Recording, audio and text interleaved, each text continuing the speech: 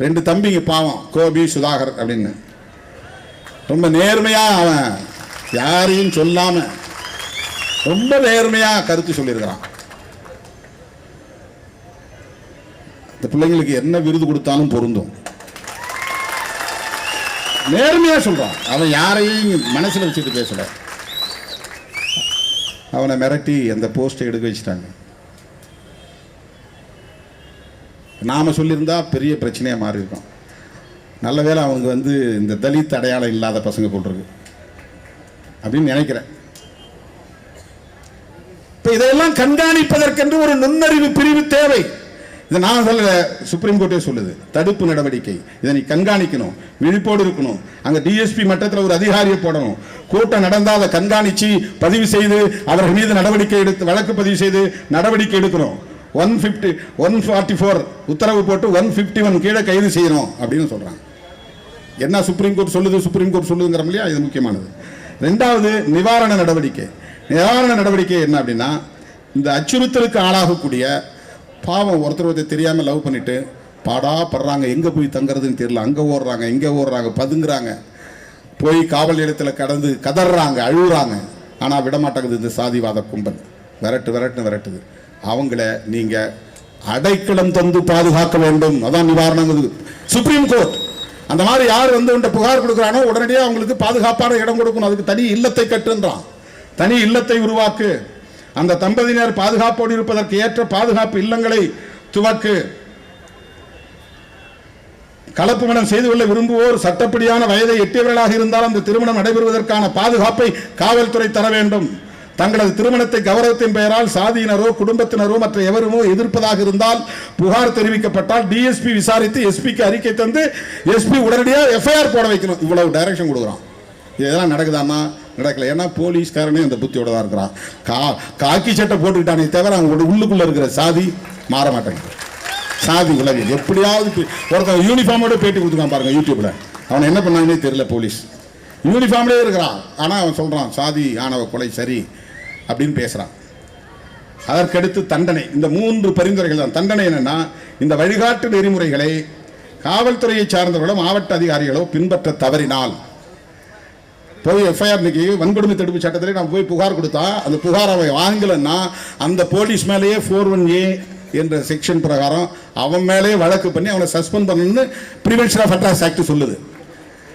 அவன் என்ன பண்ணுறான், சார் இவங்க ஃபேக்காக கொடுக்குறாங்க, பொய் புகார் கொடுக்குறாங்க, பணம் வாங்குறதுக்காக கேஸ் பொய் புகார் கொடுக்குறாங்க போலீஸே சொல்கிறான்.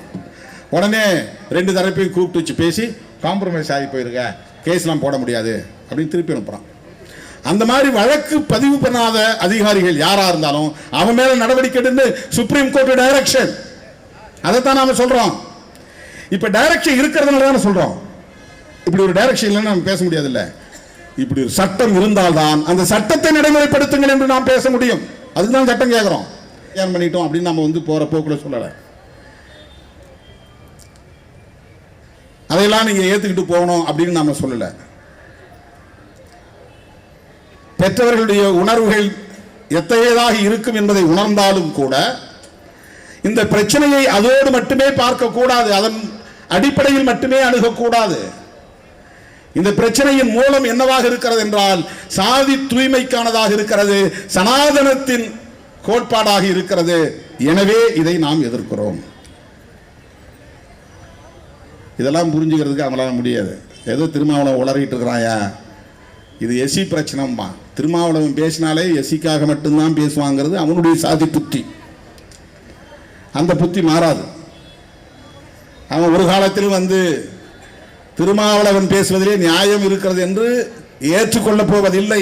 ஏனென்றால் அவன் ஏற்கனவே ஒரு முன்முடிவு எடுத்துட்டான். அது ப்ரீ கன்சீவ்டு தாட்ஸ் அப்படிம்பாங்க. இவன் எஸ்சிக்காக தான் பேசுவான். அம்பேத்கர் எஸ்சி, அவர் எஸ்சி தலைவர், அவ்வளோதான் முடிச்சிருவான். அதுக்கப்புறம் அவர் என்ன எழுதினார், என்ன பேசினார், அதெல்லாம் அவனுக்கு தெரியாது. அதை படிக்க மாட்டான். அவர் எழுத்தையோ அவருடைய பேச்சையோ ஒரு காலத்திலே அவன் தேடி போக மாட்டான். அப்புறம் அவனுக்கு எப்படி புரியும் அம்பேத்கரை பற்றி? அம்பேத்கரையே அப்படி மதிப்பீடு செய்கிறவன் திருமாவளவனை எப்படி மதிப்பீடு செய்வான்? இதெல்லாம் நமக்கு தெரியும். நாம் இந்த பிரச்சனையை இந்த கோணத்தில் தான் அணுகுகிறோம். சனாதன எதிர்ப்பு என்கிற அடிப்படையில் தான் இதை நாம் எதிர்க்கிறோம். இன்றைக்கு சாதி பெருமிதங்கள், ஆண்ட சாதி, வேல்கம்பு தூக்குகிற சாதி, வீர பரம்பரை, இதுவெல்லாம் திட்டமிட்டு RSS பிஜேபி போன்ற கும்பலால் பரப்பப்படுகிற அரசியல். நீங்க இப்ப பறையர் அவங்க பின்னால போறீங்கன்னா பறையர்களுக்கு வந்து ஒரு வரலாறு உருவாக்கி தருவாங்க. யார் தெரியுமா? நீங்க சிவன் பரம்பரை. சிவனுக்கு சுடலையாண்டின்னு ஒரு பேர் இருக்குது. அவனுக்கு சாம்ப சிவன் பேரு, சாம்பல் பூசியவன். அந்த பரம்பரையை சேர்ந்தவங்க நீங்க. அதனால் நீங்க எல்லாம் சிவகுலத்தார் அப்படின்பா. அப்படி திடீர் ஒரு கும்பலம் இருக்கிறான் இந்த சாதியில. பெருமாளை பற்றியும் கதை இருக்கு. பெருமாளோட மகாவிஷ்ணுவோட சம்பந்தப்படுத்தி இந்த சமூகத்தை பெருமைப்படுத்தி நீங்கெல்லாம் எங்க பின்னால வாங்க, எங்க பின்னால வாங்க. புராணங்களை, புராண கதையாடல்களை சொல்லி மக்களை தம்மையப்படுத்துகிற ஒரு அரசியலை அவர்கள் முன்னெடுக்கிறார்கள். எல்லா சாதியையும் ஆண்ட சாதின்னு சொல்லி ஒண்ணுக்கு ஒண்ணு சமம் இல்லாத நிலையை உருவாக்குவது, சமத்துவம் இல்லாத நிலையை உருவாக்குவது, தனித்தனி குழுக்களாக, இனக்குழுக்களாக இவர்கள் சிதறி கிடக்க வேண்டும். இதுதான் பிஜேபியுடைய நோக்கம், இதுதான் RSS உடைய நோக்கம். இதை பெரியார் பார்வையால், அம்பேத்கர் பார்வையால், மார்க்சிய பார்வையால் மட்டும்தான் புரிந்து கொள்ள முடியும். இல்லையேல் புரிந்து கொள்ளவே முடியாது. இதை புரிந்து கொள்வதற்கே இந்த அணுகுமுறை தேவைப்படுகிறது. கவின் படுகொலை அதன் அடிப்படையில் நிகழ்த்தப்பட்ட ஒன்று. இது 10ஓடு 11, அத்தோடு இது ஒன்று என்கிற அடிப்படையில் இந்த கணக்கு கூடிக்கொண்டே போகிறது. 2015 நேஷனல் கிரைம் ரெக்கார்ட் பியூரோ ஒரு புள்ளி விவரம் தருகிறது. அந்த புள்ளி விவரத்தில் என்ன சொல்லுகிறது என்றால், தேசிய அளவில் 2015, 2016, 15 நேஷனல் கிரைம் ரெக்கார்ட் பியூரோ தருகிற புள்ளி விவரம், ஒவ்வொரு மாநிலத்திலும் இந்தியா முழுவதும் 192 ஆணவ கொலைகள். இது ரிப்போர்ட்டட், அதாவது அரசாங்கம் FIR போடுறதன் அடிப்படையில் உள்ள கணக்கு விவரம். இது FIR போடாமல் எல்லா காவல் நிலையங்கள்லையும் பேச்சுவார்த்தை நடத்தி பிரித்து விட்டுருவான். இல்லைன்னா போட்டு தள்ளுங்க பார்த்துக்கலான்னு போட்டுட்டு கேஸ், சாதாரண கேஸ் IPC திருநாட்டு போட்டு விட்டுருவான். அது ஆணவ கொலைகள் பட்டியலில் வராது. சாதாரண சண்டை அப்படிங்கிற மாதிரி போயிடும். 2015 192 கொலைகள், அதில் 21 கொலைகள் குஜராத்தில், பிஜேபி தொடர்ந்து ஆண்டு கொண்டிருக்கிற குஜராத் மாநிலத்தில். 14 கொலைகள் மத்திய பிரதேசத்தில், 131 கொலைகள் உத்தரப்பிரதேசத்தில். யோகி ஆதித்யநாத் முதலமைச்சராக இருக்கிற உத்தரப்பிரதேசம். 4 முறை மாயாவதி அம்மையார் ஆண்ட அந்த மண்ணிலே சாதியின் கொடூரம் எப்படி கோலோச்சுகிறது. 131 கொலைகள்.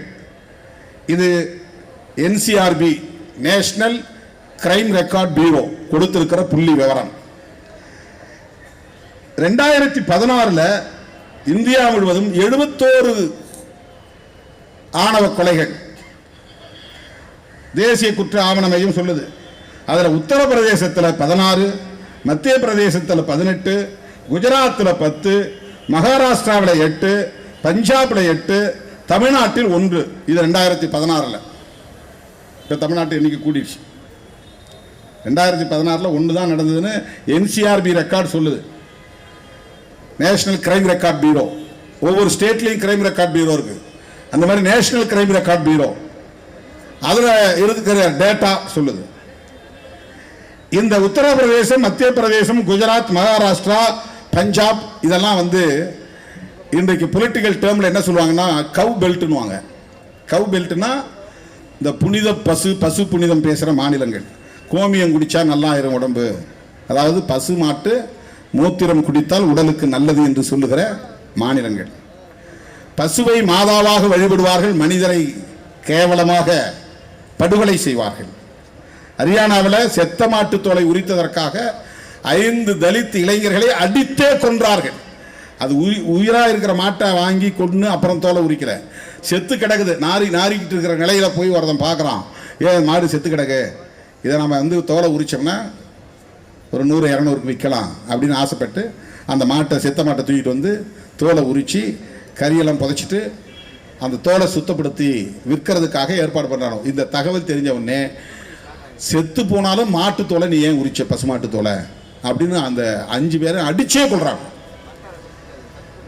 மாட்டை விட மனிதனை கீழாக கருதுகிற உளவியல் தான் சாதி உளவியல், சனாதன உளவியல். மனிதனை மனிதனாக பார்க்காமல் மனிதனை பிணத்தை விடவும் கேவலமாக பார்க்கிற ஒரு உளவியல் தான் சாதி உளவியல்.